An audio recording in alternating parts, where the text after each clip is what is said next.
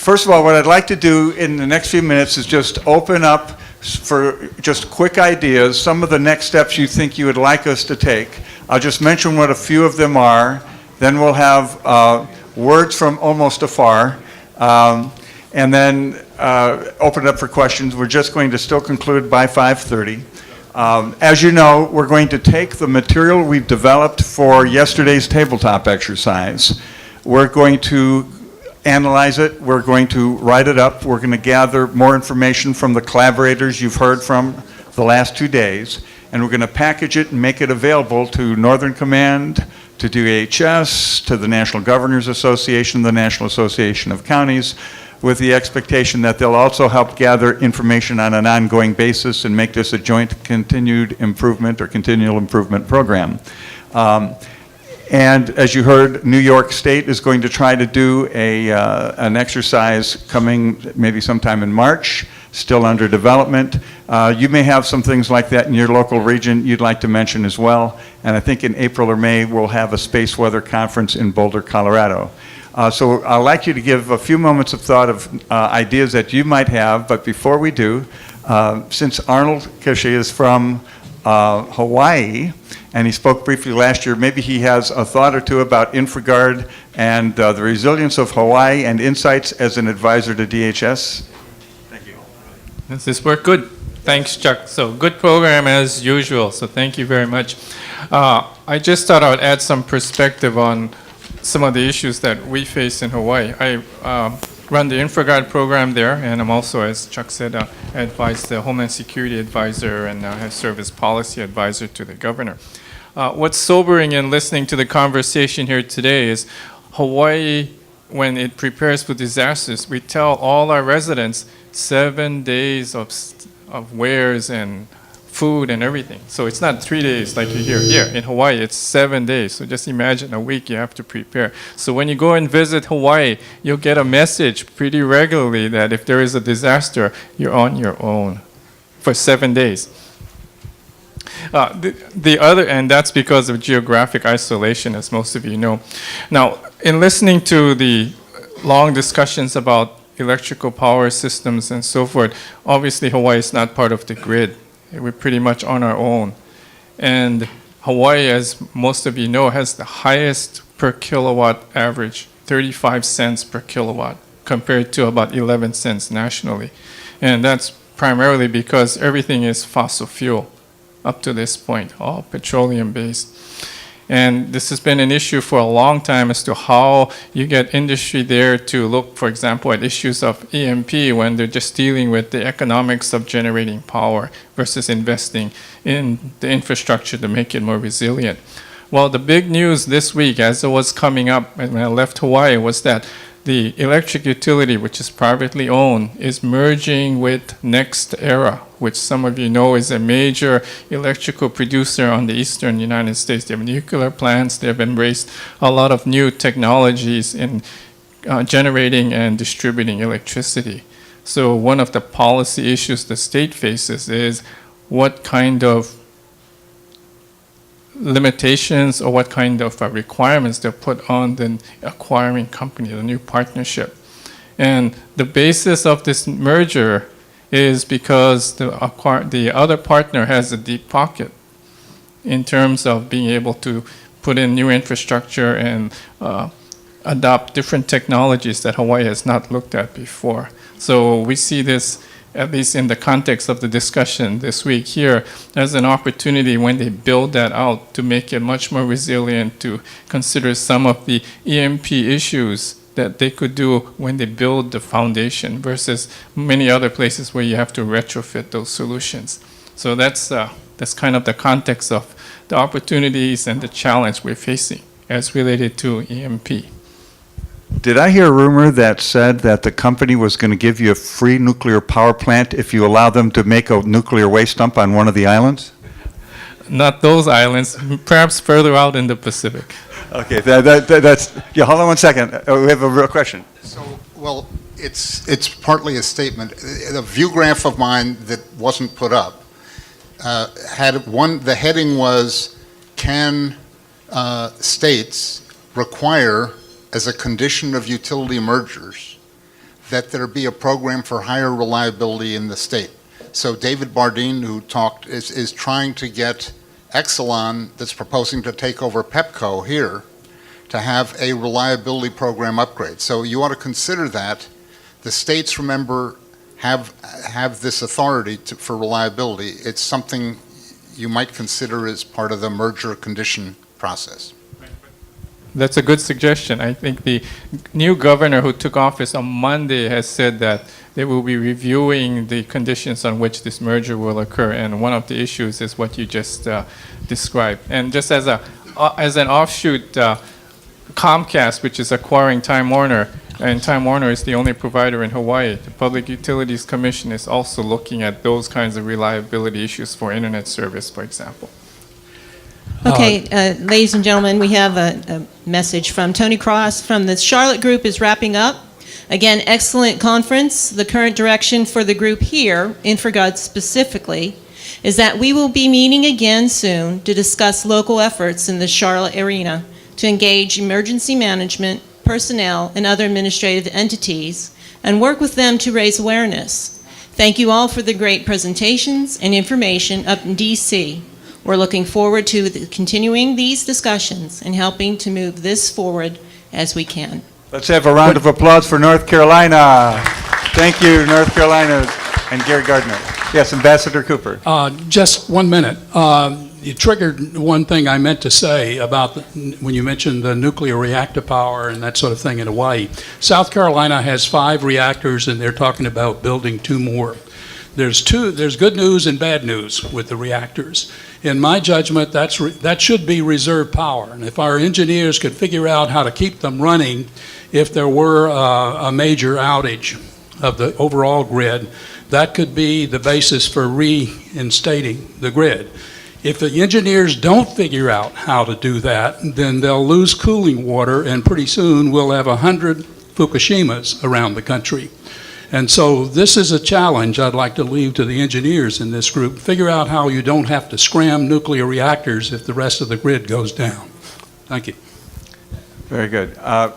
Adrian, come forward if you've got a quick question, and you're going to be the last one because I've got about 3 minutes of wrap-up to do, so you got 30 seconds to ask, and maybe Harold or I was yes. going to make a statement about the educational and outreach efforts. We're working on putting together a media team to document exercises based on the tabletop exercises that we did yesterday, working with EMP SIG groups around the country to document real-life exercises with real-life people, real-life solutions, and use that as educational outreach for both solutions and for driving awareness and building support for InfraGard and EMP SIG around the country.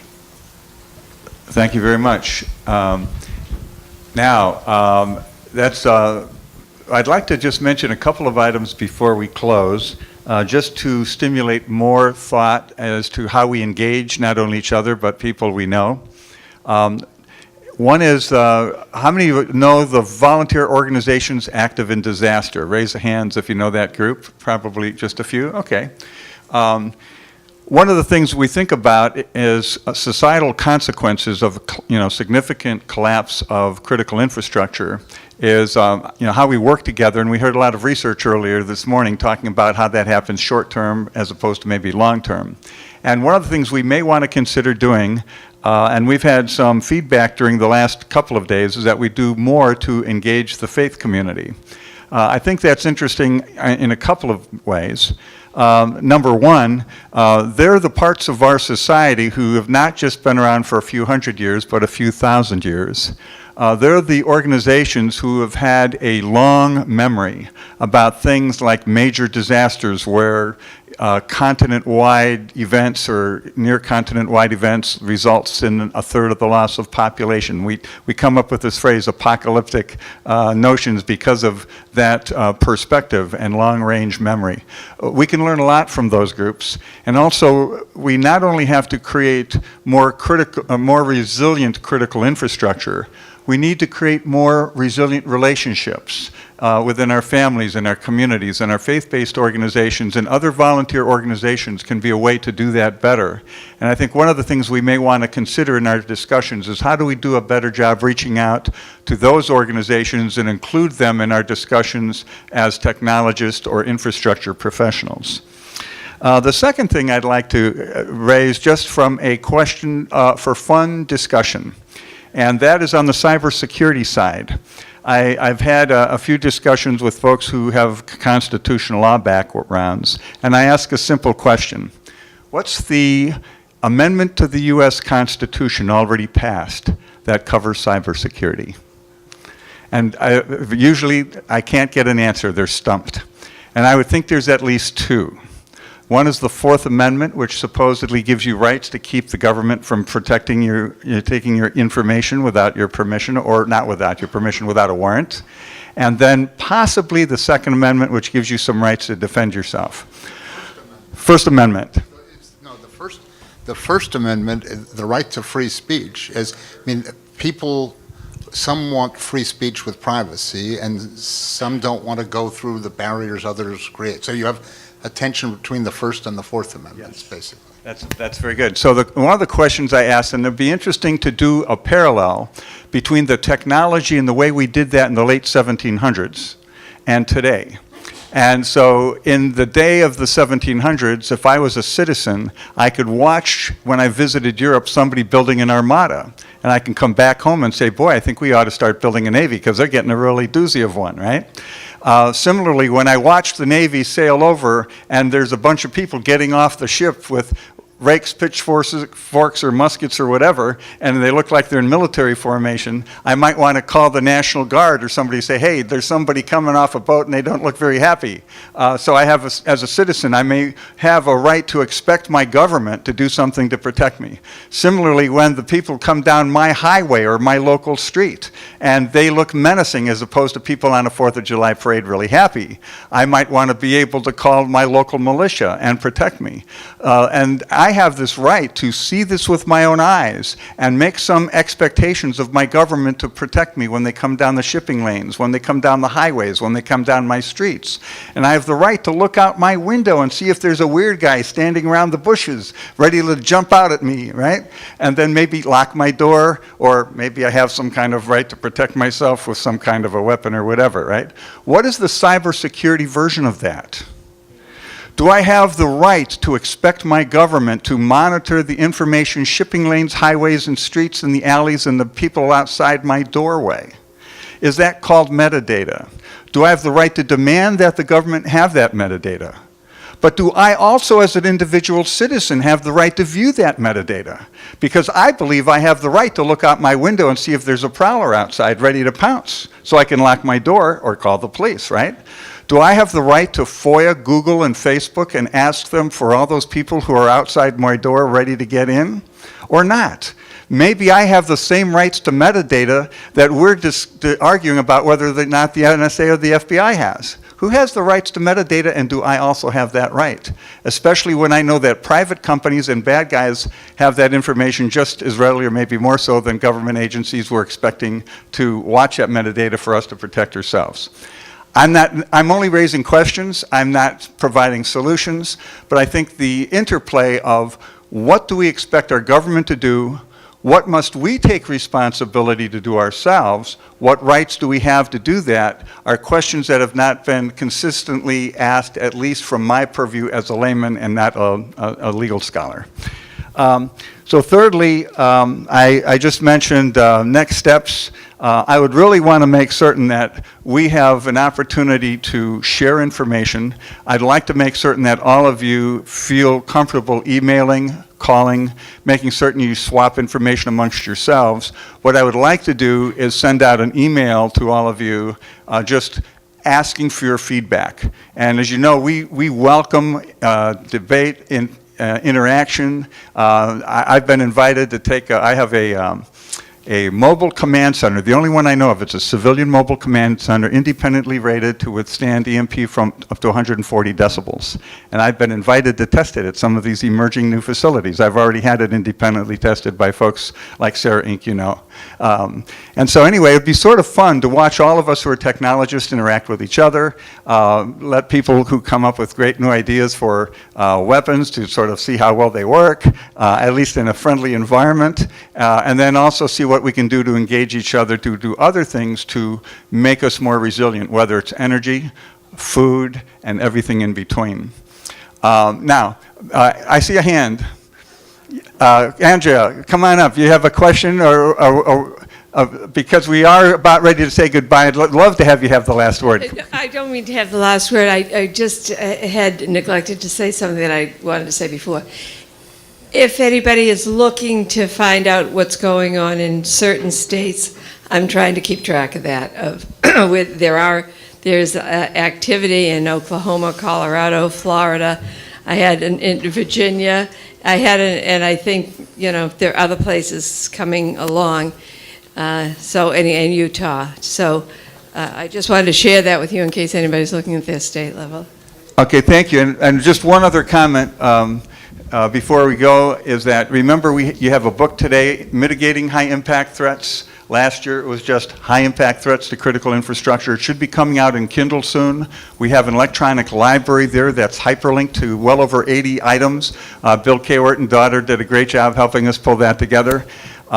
We want to make certain that we bring these resources together for you at a very affordable rate. So let me tell you, it would take hours, and as others who have tried to do this, it takes a lot of time and money to even pull that material together, even if it is in the public domain.